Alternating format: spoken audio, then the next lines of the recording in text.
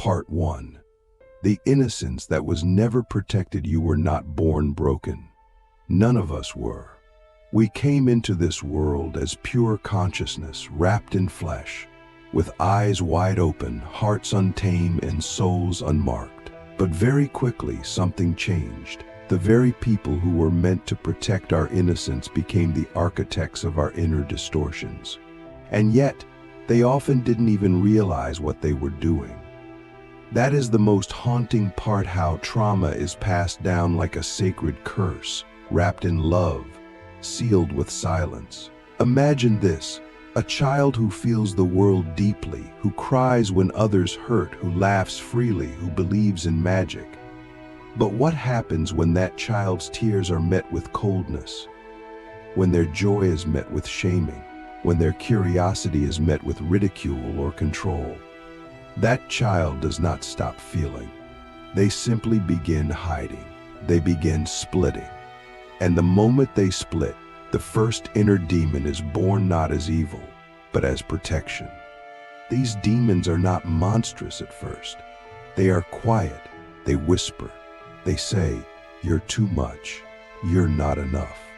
You're the reason everything feels broken." And because we trust our parents more than we trust ourselves, we believe those whispers. We internalize them. We don't know it's their pain speaking through us. We think it's our truth. And just like that, our identity is hijacked by wounds we didn't create. The toxic family doesn't always scream or beat. Sometimes it's the silence that wounds the most, the lack of emotional safety, the absence of genuine validation. When a child is never mirrored with love, they begin to feel invisible. And invisibility, over time, becomes a demon that says, your feelings don't matter. Your needs are irrelevant. You are here to serve others, not to be seen. And so we become caretakers of other people's pain, while burying our own. You might ask, how can love cause so much damage? But the truth is, what many of us received was not love, it was control, fear, projection. We were loved conditionally. We were praised when we performed, punished when we were authentic. Slowly, we learned to mold ourselves into the version that was safest to them. But each time we did that, we betrayed our true self. And betrayal of the self is the birthplace of the most potent inner demons. Now imagine carrying that into adulthood, carrying the belief that love must be earned, that your needs are a burden, that your voice is dangerous. You walk into relationships not as a whole person, but as a fractured soul seeking validation. You work not from joy, but from the compulsion to prove your worth. And yet, you wonder why you feel empty after every success, why every relationship feels like a battlefield, why peace feels like a stranger. That's because your inner child is still locked in a house of mirrors, built by a toxic family system. Click subscribe to this channel to get more profound insights. And here's the thing no one tells you. Toxic families don't always intend to cause harm. Many of them are simply repeating what was done to them. But spiritual evolution begins when we stop making excuses for the harm and start naming it. Because what you do not name, you cannot heal. And until you confront the roots, you will keep watering the weeds of your own suffering. The child inside you still remembers. It remembers the looks, the tones, the punishments, the shame. And even now, as an adult, those memories become triggers. You hear your parents' voice in your head when you make a mistake. You feel that same freezing panic when someone is angry with you. You shrink before authority. You overextend in love. You abandon yourself before anyone else can. And all this time you think it's your personality, but it's not. It's a defense system built by a child trying to survive emotionally unsafe terrain. So let me ask you something. What parts of yourself did you have to kill to be loved by your family? What truths did you silence? What dreams did you abandon? What emotions did you bury just to keep the peace? That's where your demons live, not in some hellish underworld, but in the places you've exiled yourself. They're not evil, they're grieving, and they're waiting for you to come back to them. You see, healing is not about fixing yourself. It's about finding the pieces you left behind, and those pieces aren't lost. They're just hidden beneath layers of shame, fear, and silence. Toxic families teach us to suppress, to conform, to self-sacrifice. But your soul was never meant to be a slave to someone else's unresolved wounds. And when you begin to reclaim your truth, you will feel guilt. That's how deeply the programming runs. But guilt is not a sign you're doing something wrong. It's a sign you're breaking a generational spell. You will feel like a traitor. You will feel like a villain. That's because you were trained to prioritize the family system above your own authenticity. But the deepest spiritual initiation is choosing to honor your truth, even if it disappoints those who taught you to lie to yourself. Because your liberation is not just about you, it's about every generation that comes after you. Every cycle you break echoes forward in time. And that's the real revolution. But how do we begin? First, we stop gaslighting ourselves. We stop saying, "It wasn't that bad. They did their best. I should be grateful." Gratitude does not require you to deny your pain. You can be grateful and wounded. You can love them and still hold them accountable. Duality is the soil of healing. And in that soil, we begin to plant new seeds, not of blame, but of truth. Second, we listen. We listen to the inner child who was never allowed to speak. We create space for her anger, his sadness, their confusion. We validate what was never validated, because until that inner child feels safe, the adult self will always be performing, always be pleasing, always be pretending. And true spiritual power cannot be accessed through performance. It only rises through presence. Third, we set boundaries.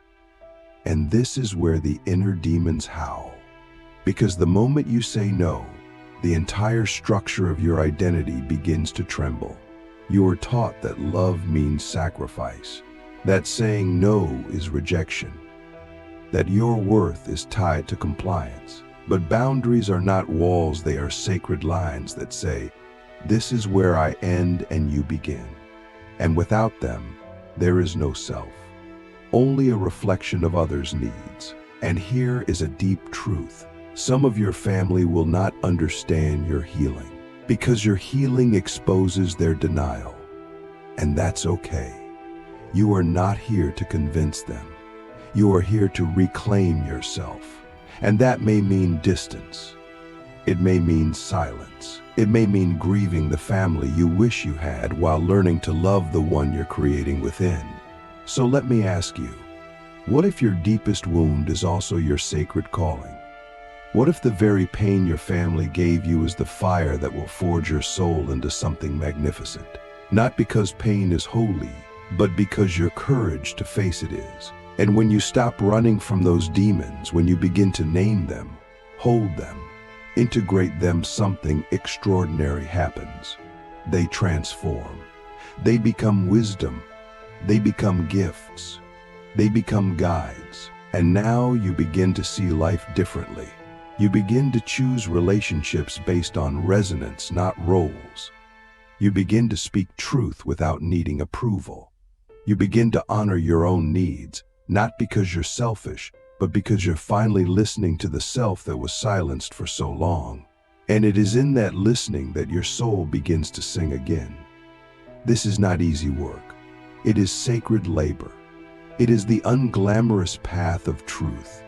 But those who walk it shine differently. They carry a light that is not born from perfection, but from wholeness.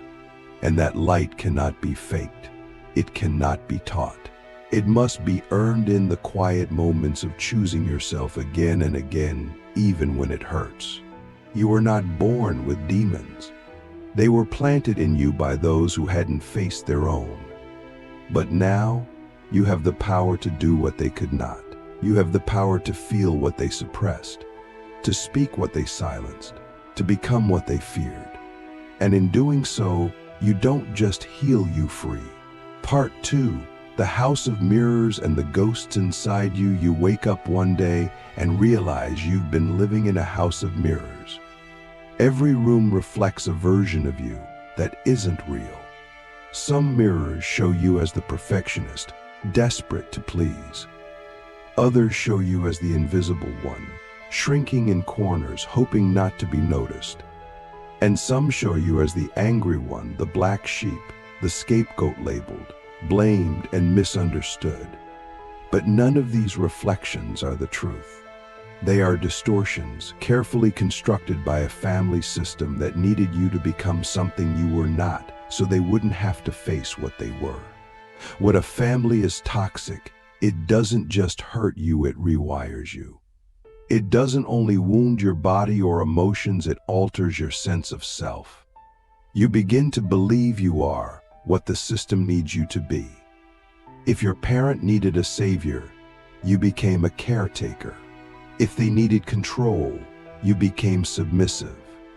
If they needed someone to blame, you became the problem. And the most haunting part is that you internalized this role so deeply, it became your identity. That's how inner demons are born, not from evil, but from adaptation. You might ask yourself, how could they not see what they were doing? But sometimes, people are too trapped in their own pain to recognize the pain they pass on. And when that pain is left unexamined, it becomes a haunting.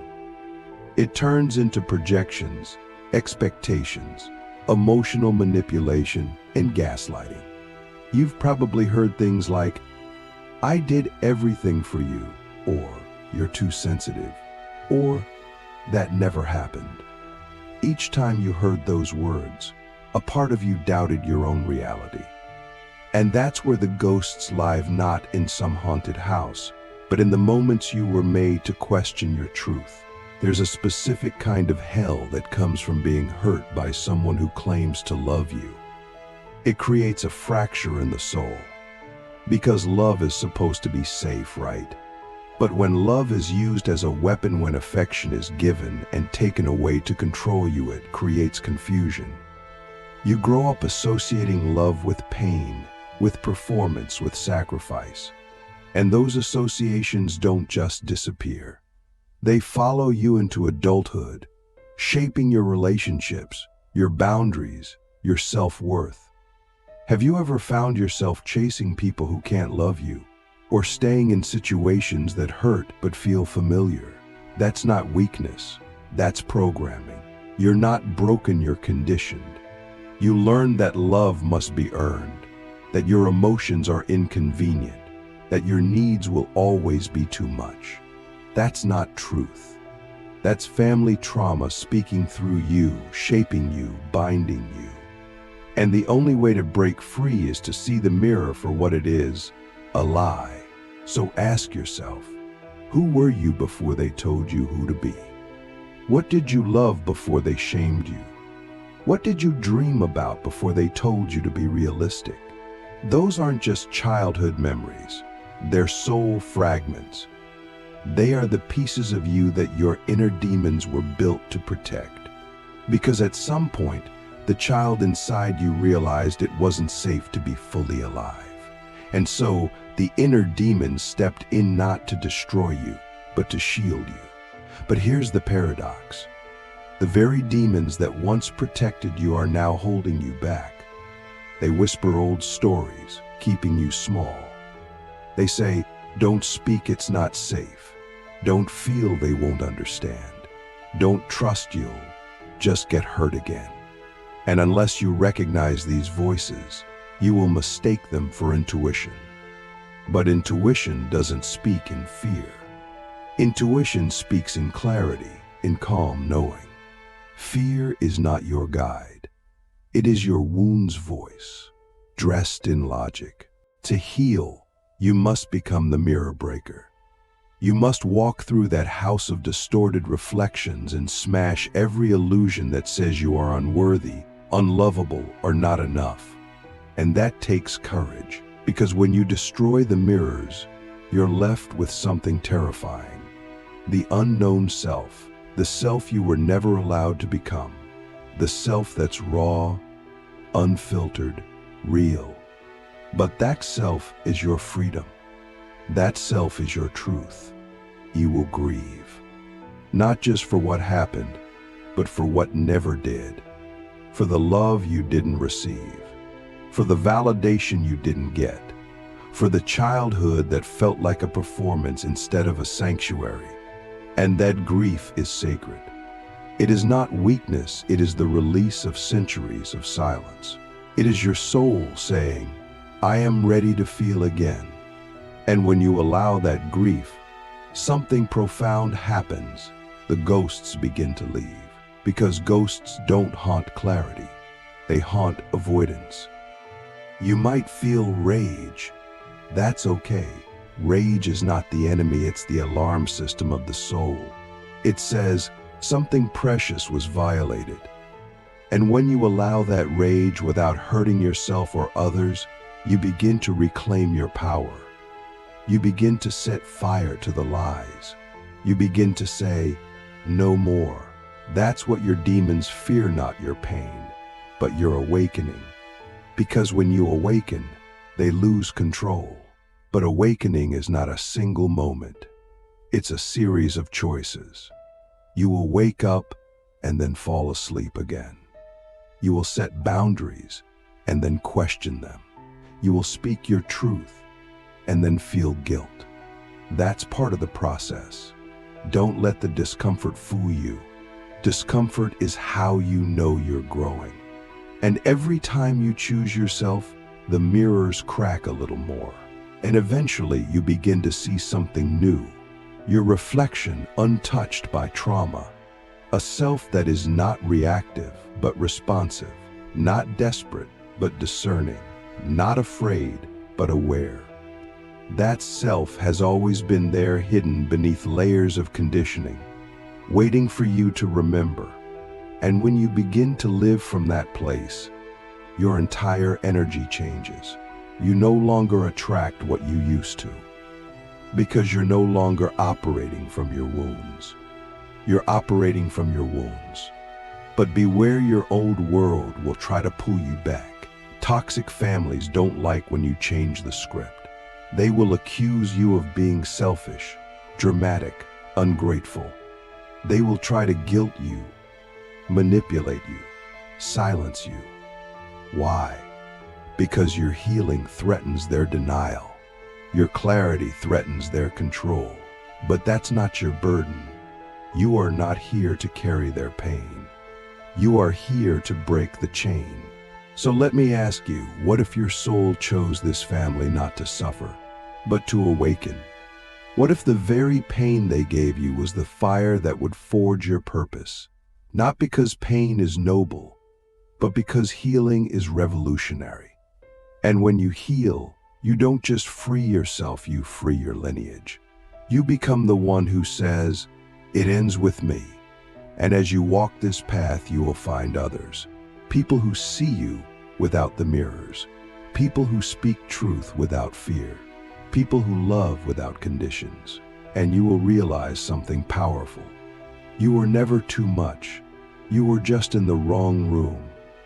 And now you get to build a new home, one where your joy is not punished, your voice is not silenced, your boundaries are not violations. A home where you are not a role, but a soul. And your demons, they won't vanish, but they will evolve.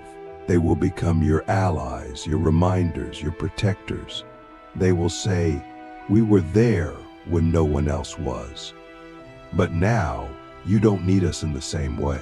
And you will thank them. And you will release them. And they will bow and return to the shadows not as enemies, but as ancestors of your strength. You are not broken. You are becoming. You are not cursed. You are chosen. You are not lost. You are remembering. And every time you choose truth over comfort, presence over performance, self-love over shame, you take another step out of the house of mirrors and into the light of your real self. Part 3. Becoming the healer your family never could be. There comes a moment in every spiritual journey when you stop asking, "Why did this happen to me?" and start asking, "What will I do with what happened?" That shift is everything. It marks the beginning of your power. Not the kind of power that controls or dominates, but the quiet, relentless power of transmutation, the alchemy of turning pain into wisdom, wounds into purpose, and trauma into truth. This is what it means to become the healer your family never could be. You were not placed in this family by accident. Whether you believe in karma, soul contracts, or simply ancestral patterns, one thing is certain: you are here to interrupt a cycle. You are the seed of change planted in soil that feared growth. You were born with the sensitivity that others denied in themselves, the vision that others mocked, the voice that others tried to silence.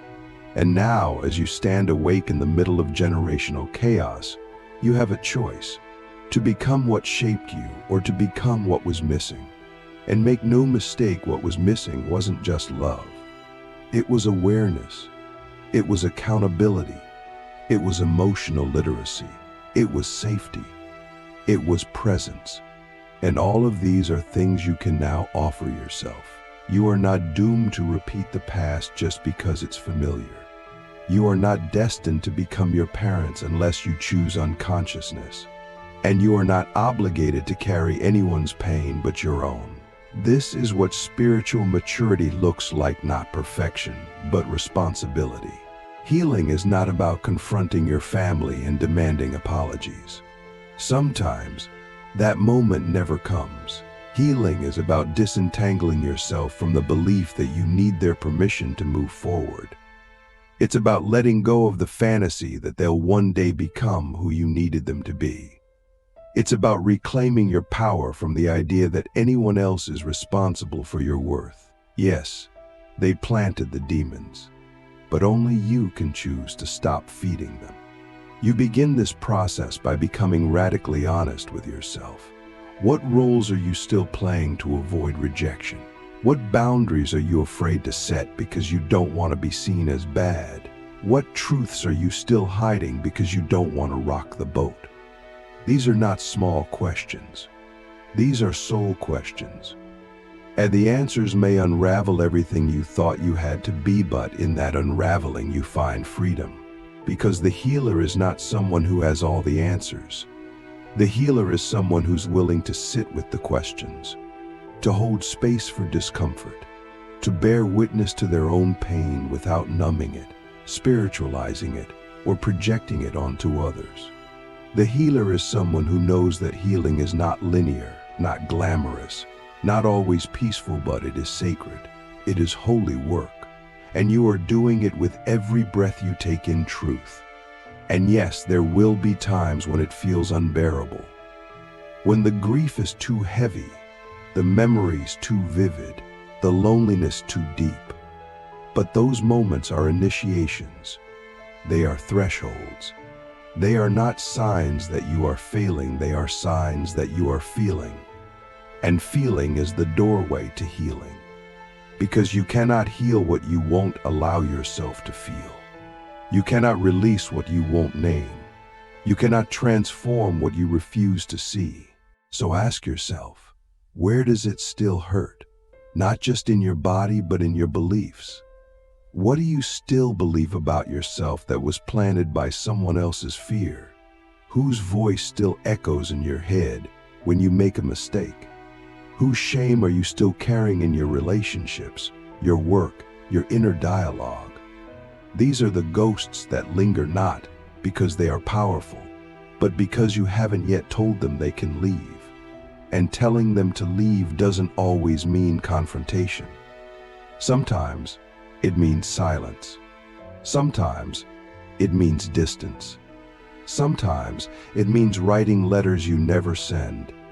Sometimes it means creating new rituals, new traditions, new ways of loving that have nothing to do with the past. Because healing is not just about what you walk away from, it's about what you walk towards.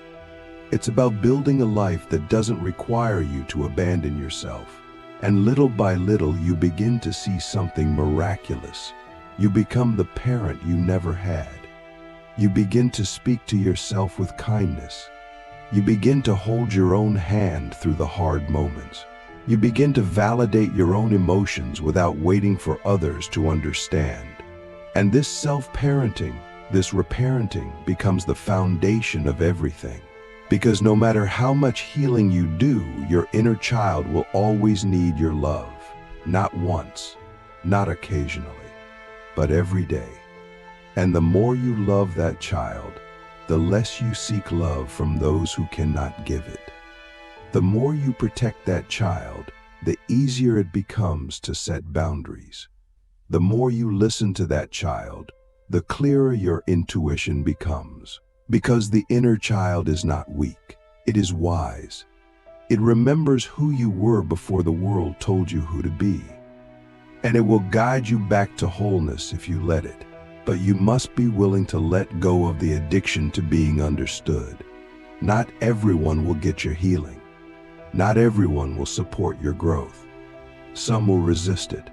Some will mock it. Some will try to sabotage it because your evolution reminds them of their stagnation. But that's not your problem. Your job is not to make others comfortable. Your job is to be free. Even if that freedom costs you relationships you once thought were essential. Because on this path, you will lose people, but you will find yourself.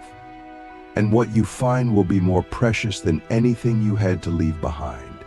You will find peace in solitude. You will find joy in simplicity. You will find strength in your softness. And eventually you will find others people who meet you soul to soul, not role to role. People who don't need you to shrink, to perform, to explain. People who feel like home because they know how to hold space. And when you find them, you'll realize something profound. Your healing was never just for you. It was for the world. For every child who never got to speak. For every adult still trapped in silence. For every ancestor who died with their truth buried inside them. You were the living prayer they never got to say. You are the echo of their longing finally finding voice. And that is sacred beyond words. So let me ask you one final question. If you were no longer afraid of losing love, who would you become? What would you say? What would you create? What would you allow yourself to feel, to dream, to claim? That version of you, the one who is unafraid, unapologetic, and unburdened, is not far away. They are right beneath the surface, waiting for you to choose them. You are not your trauma. You are not your conditioning. You are not the roles you played to survive. You are the awareness beneath it all. You are the soul who witnessed everything and decided to rise anyway. And every time you choose truth over silence, love over guilt, boundaries over fear, you embody that soul more fully. This is the path of the healer. Not the one who fixes, but the one who feels. Not the one who saves others, but the one who saves themselves so powerfully that others are inspired to do the same. You were never meant to carry the demons forever. You were meant to learn from them, integrate them, and rise beyond them. And now, you are the cycle breaker, the lineage liberator, the soul who looked into the abyss and found their light. And no one, not even your past, can take that away from you. Let the world see what happens when someone chooses to heal completely. Let the family system feel what it means when silence is no longer an option. Let your soul finally breathe in the space it was never allowed to take up. Because this is your homecoming, and you are ready.